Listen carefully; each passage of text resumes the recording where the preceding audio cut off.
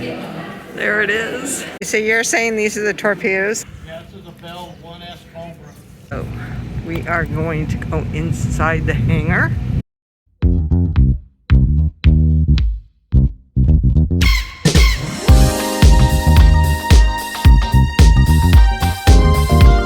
I've been wanting to see this. It's a real Japanese Zero. Oh my goodness, that thing's awesome.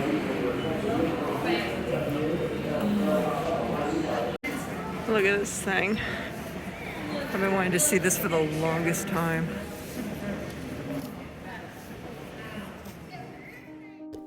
Officially known as the Mitsubishi A6M Zero, the airplane was the primary fighter used by the Imperial Japanese Navy throughout the Pacific War.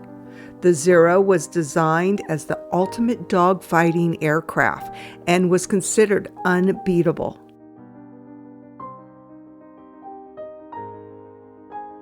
The Zero played a significant role in the attack on Pearl Harbor and was a major threat to Allied forces in the Pacific Theater.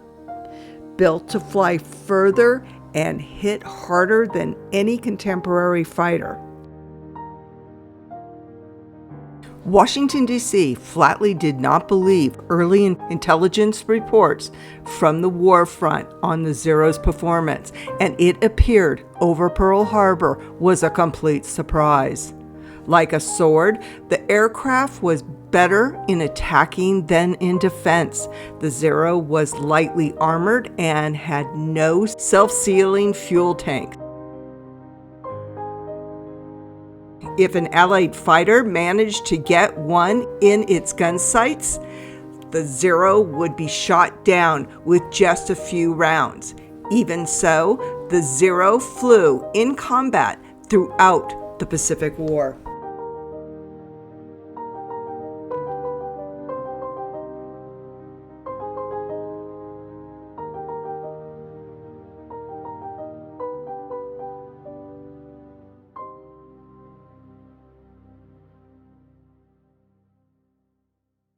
Allow it to skim along the surface of the water. The wood fin? Yep. And that's how they modified their torpedoes. Who did? We did or the Japanese did? So the wood fins allowed the torpedo to skim closer to the surface of the water. This helped the weapon hit the hull of the ship's target instead of detonating in the muddy bottoms of Pearl Harbor, because they were in shallow water when they were hitting them with torpedoes. Right.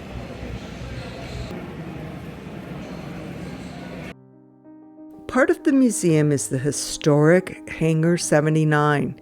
The hangar was completed in 1941 and bore witness to the attack on Pearl Harbor. The 80,000 square maintenance and engineering repair facility was used throughout the war. It now houses vintage and unique aircraft from World War II and beyond. On the morning of December 7, 1941, Japanese Kate and Zero aircraft attacked Pearl Harbor. Although battleships in the harbor were the main target of the attack, aircraft and hangars throughout Ford Island also found themselves under fire. Hangar 79 and Navy members inside found themselves in the line of machine gun fire. On the evening of December 7, 1941, Hangar 79 was also in the line of friendly fire. That evening, a flight of F-4F Wildcat fighters from the USS Enterprise attempted to land on Ford Island's runway in the dark. Jittery sailors opened fire and shot most of them down. They were aiming at the runway in Hangar 79's direction. Only one Wildcat survived the crossfire. Bullet holes, evident of this fatal day, can still be seen today on the hangar.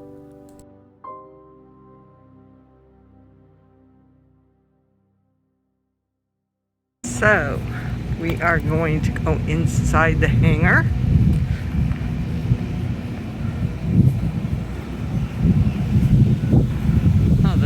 cool.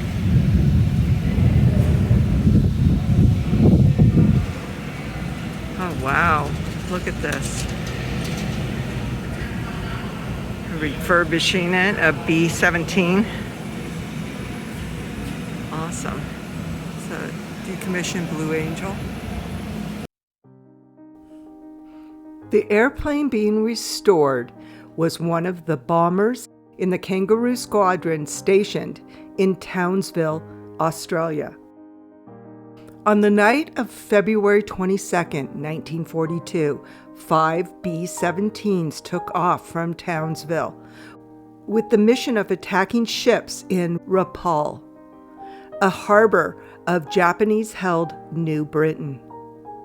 The mission was the first American heavy bomber offensive raid of World War II. Unfortunately, this B-17 sustained damage from enemy fire and ran out of fuel, causing the pilot to crash land in a swamp on the north coast of New Guinea. After several days of traveling through the swamp, battling malaria, fatigue, and heat exhaustion, all 9 crew members survived. The B-17E would sit at the crash site for the next 30 years, until discovered in 1972. This gave it the title Swamp Ghost. In 2006, the Swamp Ghost was finally salvaged and made its way to the Pearl Harbor Aviation Museum in April of 2013.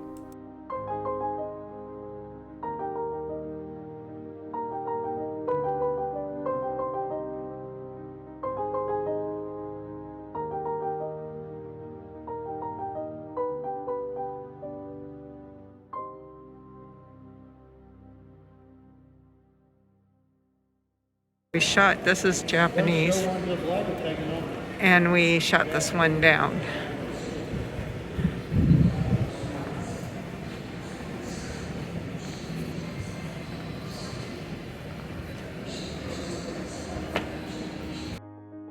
This wreckage is a Japanese Zero that crash landed on a small outer island of Hawaii on the day Pearl Harbor was attacked. The Japanese naval airman crash landed after a ground fire from the Oahu attack punctured his aircraft's fuel tank. He had been part of the second wave attack on Bellows Field and Kaneohe Naval Air Station. While he waited for rescue from the Japanese Navy, the pilot had a short but intense struggle with island residents. He was overpowered and killed. Fearing that Japan might soon invade Hawaii, investigative teams hastily tore the wreckage apart and learned the secrets of the aircraft's legendary performance.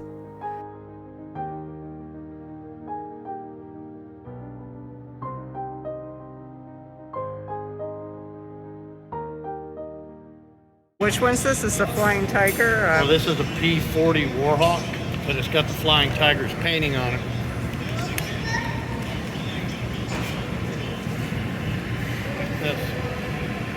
Do you remember the Hungry Tiger restaurants back in the 70s, early 80s? A group of Flying Tigers got together and opened up that chain of restaurant. I used to work for them as a waitress. That's how I knew that. Here's a better story. Flying Tigers became Flying Tigers Air, and now they're FedEx. Oh, I didn't know that. I remember Flying Tigers Air. Oh my God, look at this. Look at that. They're an Indian. I think it's an Indian. Where's the sign for it? That thing's awesome. Yeah.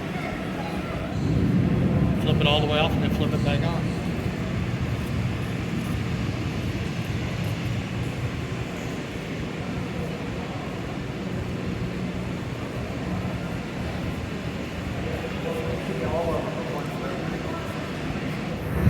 So you want to make sure you go out the back, because there's a whole slew of pretty awesome planes in the back side. Plus you want to go to this hangar. There are still bullet holes in the side of this building from attack. So these are awesome. The big guns are out here. Hawaii Air Guard.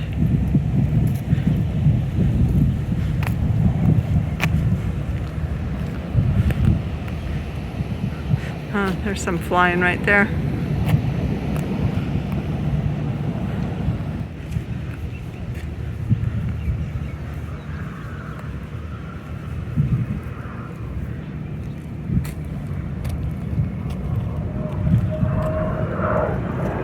Patrick, look up in the sky.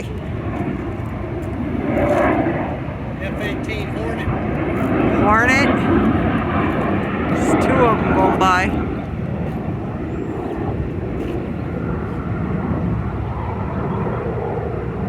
Goes on and on and on. These are awesome. On this one compared to all these dams. Look at that. You're thinking, man, one pilot in that damn thing? Look at this little son of a bitch.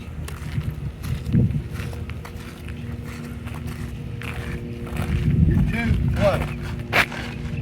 2.5 feet? Yeah. You're screaming in a 2.5 foot tube across the sky. Shit.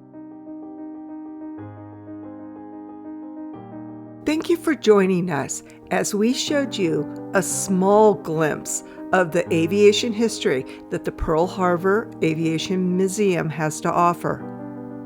We invite you to check out all our Pearl Harbor, Hawaii, and naval history our channel has to offer. Aloha for now.